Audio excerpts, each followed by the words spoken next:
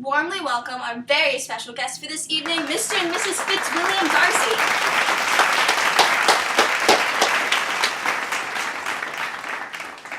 Very nice to meet you too. So now, where were you two flying in to come to the show? Well, we took a flight in from Chatsworth, where we abide during the winter months, to New York, and then we took a final flight here. So, do you travel much? Often, but I do not enjoy the thrills of the road, as Elizabeth does. I do not travel very far either. Long plane rides, listening to people ramble on and on, it's really not my style. Stop on national television. So anyway, how have you two been getting along since your marriage? Very well, despite what he likes to gripe about. Our neighbours are very friendly, and we often get visits from Mr. and Mrs. Bingley and Mr. and Mrs. Collins. We also had the delight of entertaining Lady Catherine and her daughter the other night. It was enthralling. Dear, don't be so spiteful and sarcastic. You were one to talk. When I met you, you were, and still are, the most sarcastic man I've ever met. Not to mention pompous. Excuse me. Okay, so cute, aren't they? Anyway, Elizabeth, I would like to ask you a few questions about your family, if you don't mind. Not at all. Alright, so, how's your relationship with your sister Jane changed it? Oh, dear Jane. Well, Jane has always been there for me during my roughest days. She gives good advice, and she has a certain quality about her that's quite charming. She has an inability to see anyone's flaws, and if it weren't for her, I wouldn't have realized my true feelings for Mr. Darcy. After I found out about that divine Mr. Wickham's actions towards Mr. Darcy, Jane was the first one I ran to. Jane knows me inside and out, and I love her very much. What about your younger sisters? Well, Lydia eloped at age 16 with divine Mr. Wickham, if that can tell you anything. And Kitty loves Lydia to death, and she constantly follows her around and picks up her silly habits. Oh, and then there's Mary, who's comforting at times, but she's really only mostly reserved for her books. Okay. What about your parents?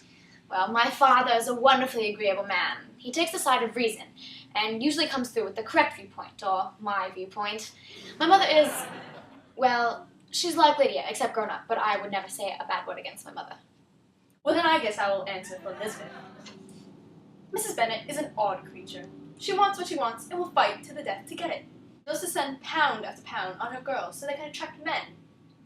Elizabeth told me that after the residents of Longbourn received word that Lydia and Mr. Wickham were married, she said something along the lines of, I should like it beyond anything, when Lydia promised to get all four of her sisters married as soon as possible. Your mother can't see the bad side of Wickham, and neither can Lydia. It is foolish of Mrs. Bennet to have her youngest daughter pick partners for her older ones. It's true my mother only wants marriage and money for us. She wouldn't talk to me for days when I refused Mr. Collins's proposal of marriage. She thought he had it all. Money, the inheritance to the estate, connections to Lady Catherine. Well, you fit 2/3 of that description.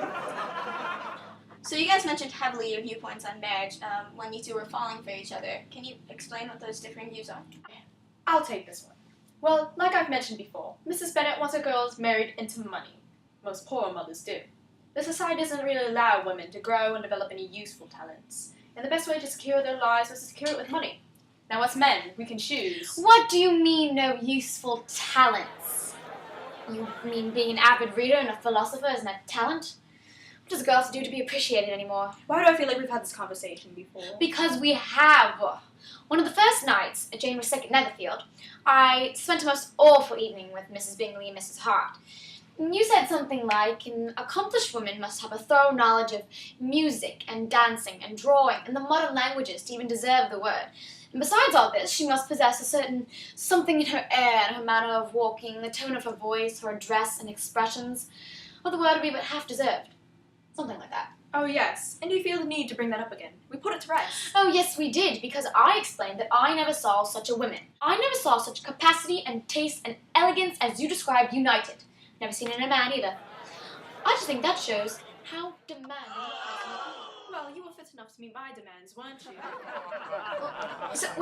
So, Mr. Darcy, do you feel like you settled for Elizabeth, or is she the woman of your dreams? Elizabeth has the ability to monopolize my attention, whether it be a simple mention of her name, her intriguing conversations, or her sparkling eyes.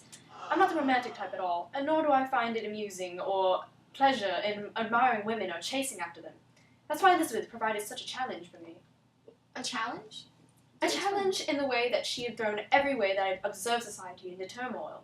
Why would a rich man like me risk his status for a woman of lower means? She was the person who had thrown what I thought I'd known about society into chaos. Such a challenge it was for me to maintain my pride, and when a woman of middle class had me beneath her with a simple glance or the start of a conversation. You mean the start of an argument, correct? Arguments. Tell me more. Yes, well, we always get into arguments. We constantly have conflicting Yes, we viewpoints. He always believes I'm wrong. And you always believe that you're right! As do you. That's true! The mistake of marrying a woman who's brave enough to think that she can stand back and mock society with me. You can never win with her. And I can never win with you. You have some self-control, woman! That's